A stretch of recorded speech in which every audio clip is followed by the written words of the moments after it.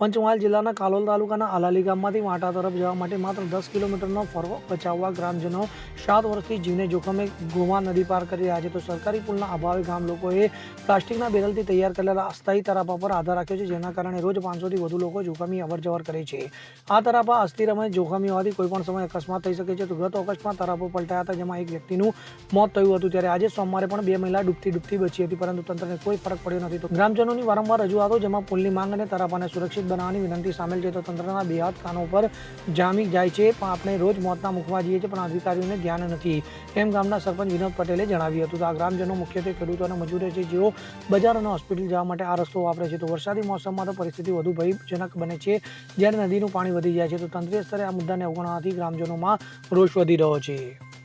આ ગામ હલાલી છે અને અમારે 10 ઘરો આ બાજુ છે અને નિશાળે આવા છોકરાને 10 છોકરો આવે છે અને જીવના જોખમે મૂકવાય આવવું પડે અને લેવાય જવું પડે અને અમુક ટાઈમે રજા બી પડે છે. નદીમાં પાણી આવી જાય તો સ્કૂલે બી નહીં જઈ શકતો. અને અમારી એટલી માગ છે કે અહીં કોચવેજ બનાવી આપે તો એ છોકરો વ્યવસ્થિત આવ્યા અવર જવર કરે. શું નામ આપણું નામ દિનેશભાઈ મંગળભાઈ પરમાર. મારે સામે સાડે અમારા 50% જમીન અમારી ગામની આવેલી છે.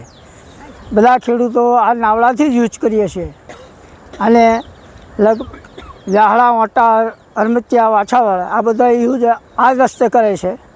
આમ ફરી આવવું હોય તો એમને 20 કિલોમીટરનું અંતર પડે છે અને અહીંયા સીધા આવવા માટે એમને 4 કિલોમીટરમાં અહીં અલાલી આવી જાય અને અહીં અલાલીથી કાલોલ પણ આ રસ્તો નીકળે છે. અમારા ડીપની માગણી છે. ધારાસભ્ય અમે 2 વખત રજૂઆત કરી, સુમનબેનને રજૂઆત કરી છે, ફતેહસિંહને પણ રજૂઆત કરી છે. આજે 10 વર્ષ તો એમાં જ અમારો પૂરો થઈ ગયો છે. અત્યાર સુધીનો હજુ કોઈ અમને પણ એવું મળ્યું નથી. શું નામ છે આપનું?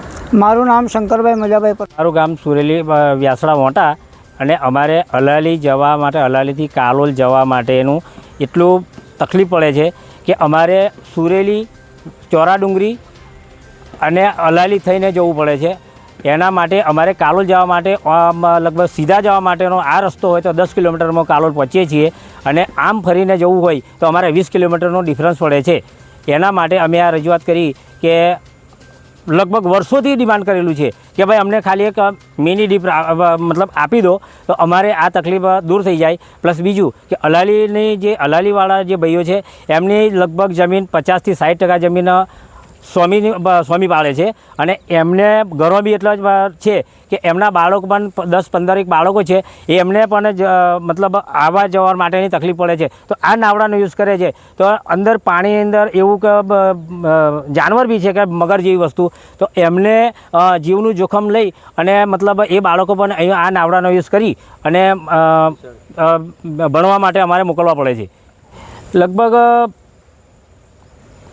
એમએલએ સાહેબને પણ રજૂઆત કરેલી છે, પછી સંસદ સભ્યની પણ રજૂઆત કરેલી છે. એ તો લગભગ બહુ અગાઉથી માગણી કરેલી છે અને જિલ્લા પંચાયત સદસ્યોને પણ વાત કરેલી છે. તાલુકા પ્રમુખ પણ અમારા વ્યાસડાના હતા, એમને પણ ખબર છે કે આ રીતની પરિસ્થિતિ છે, પણ એમને પણ કોઈ ધ્યાન પર લીધું નથી. આશ્વાસન બની જશે, થઈ જશે, એ અમારા મગજમાં છે, ટૂંક સમયમાં બની જશે, પણ ટૂંક સમય આવતો નથી અને બનતું પણ નથી.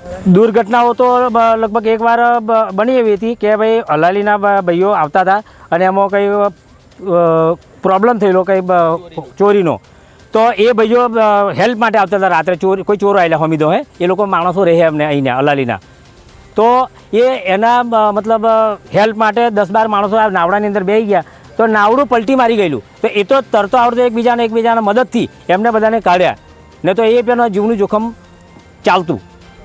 આ લગભગ 7-8 વર્ષથી આ અમારે પ્રશ્નો છે. ચેક ડેમ બન્યો 2017-18થી બન્યો ત્યારથી જ. શું નામ આપનું? મારું નામ Mahipatsinh Khumansinh Parmar. Bureau report CN24 news.